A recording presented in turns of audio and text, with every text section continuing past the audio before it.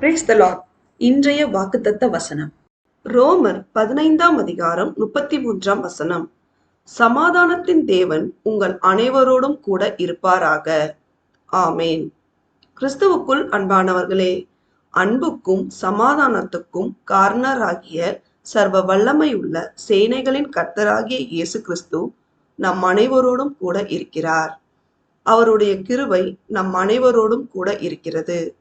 பிரியமானவர்களே, நாம் அவருடைய கற்பனைகளையும் கட்டளைகளையும் நியாயங்களையும் உத்தமமாய் கைக்கொண்டு அவருக்கு பிரியமான பிள்ளைகளாய் கீழ்ப்படிந்து அவரையே பற்றி கொண்டு நடப்போமானால் அவர் நம் முற்பிதாக்களுக்கு ஆணையிட்டபடி நம்மையும் நம் தலைமுறையையும் எல்லா நேரத்திலும் பூரண சமாதானத்துடன் வழிநடத்தி எல்லாவற்றிலும் ஆசீர்வாதமாக வைப்பார்.